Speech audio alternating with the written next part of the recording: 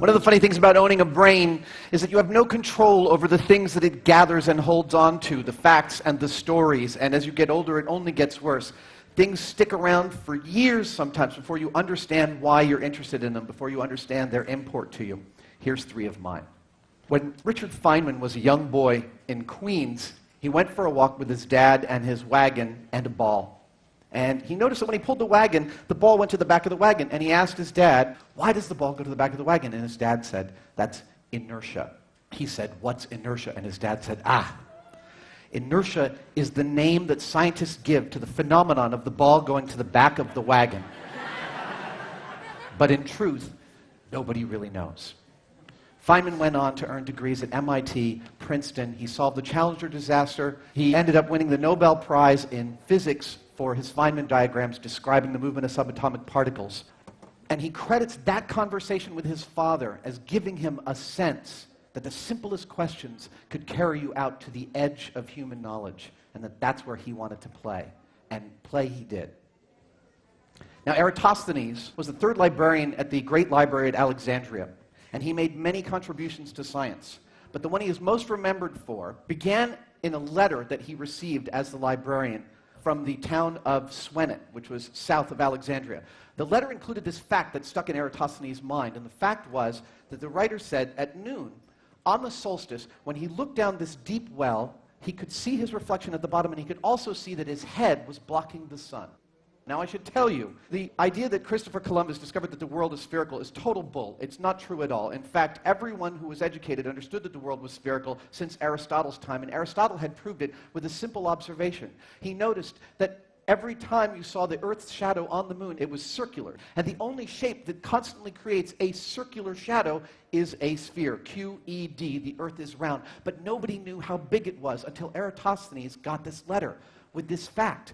So he understood that the sun was directly above the city of Swenet, because looking down a well, it was a straight line all the way down the well, right past the guy's head, up to the sun. Eratosthenes knew another fact. He knew that a stick stuck in the ground in Alexandria at the same time and the same day at noon, the sun's zenith, on the solstice, the sun cast a shadow that showed it was 7.2 degrees off axis. Now, if you know the circumference of a circle, and you have 2 points on it, all you need to know is the distance between those 2 points, and you can extrapolate the circumference. 360 degrees divided by 7.2 equals 50. I know, it's a little bit of a round number, and it makes me suspicious of this story too, but it's a good story, so we'll continue with it.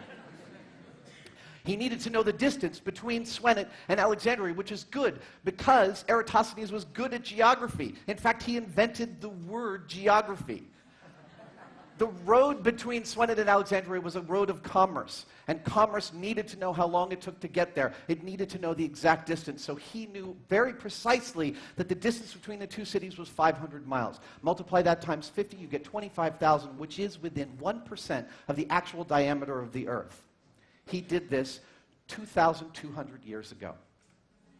Now, we live in an age where multi-billion-dollar pieces of machinery are looking for the Higgs boson.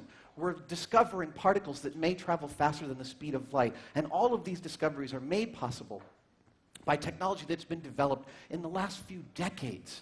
But for most of human history, we had to discover these things using our eyes and our ears and our minds. Armand Fizeau was an experimental physicist in Paris.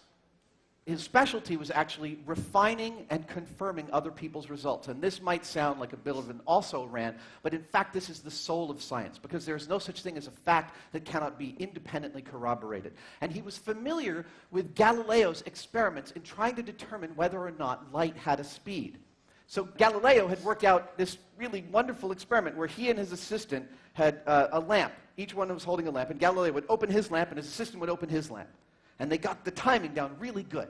They just knew their timing. And then they stood at 2 hilltops 2 miles distant.